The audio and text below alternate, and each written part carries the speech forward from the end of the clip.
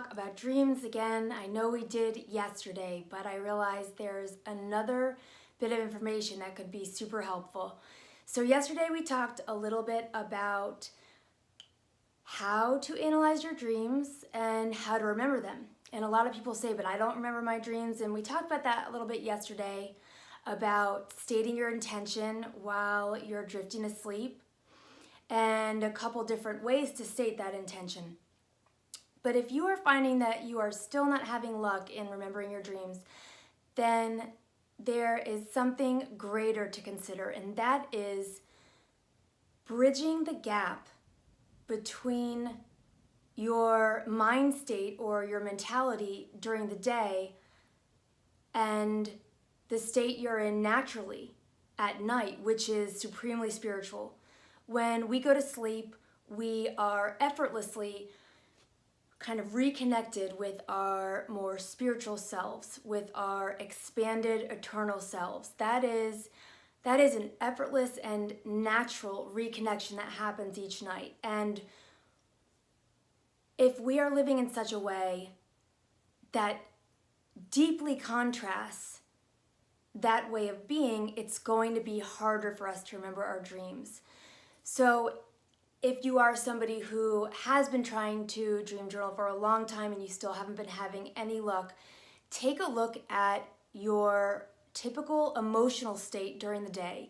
If you are somebody who has a lot of anxiety, a lot of fear, a lot of worry, a lot of stress, if you are potentially heartbroken, if you have any strong emotion going on right now, that could make that distance between the way you carry yourself in your mind state during the day and that natural, more spiritual version of yourself at night, that really could make that distance a lot far.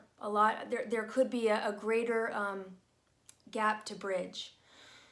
So the way we can remedy this is during the day to make sure we really are trying to keep our vibrations high, to keep our emotional state stable and light.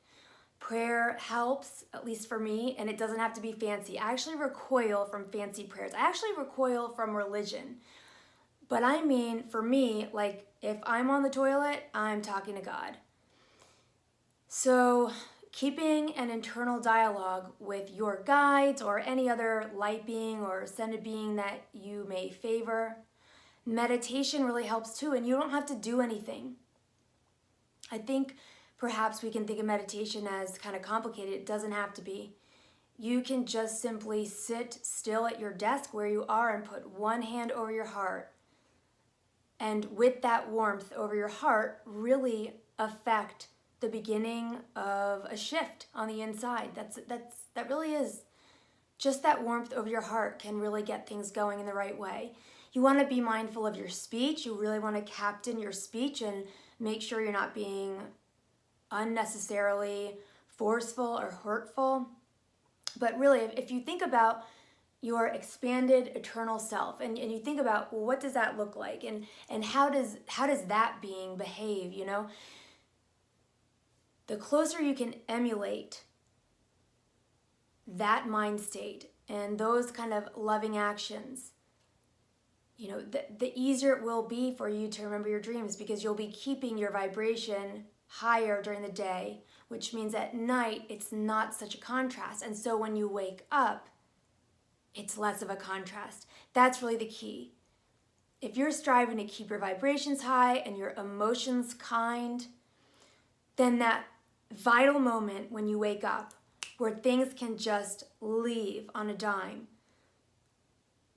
you won't be so very different from your dream self. And that really is the key. It's like it's in preparation for that moment of awakening.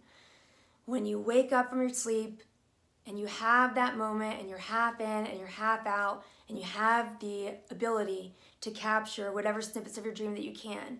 If you've been living mindfully and trying to keep yourself together in that way, then waking up won't be so jarring and you'll have a greater sense of control. You'll be able to discern your dreams a lot easier.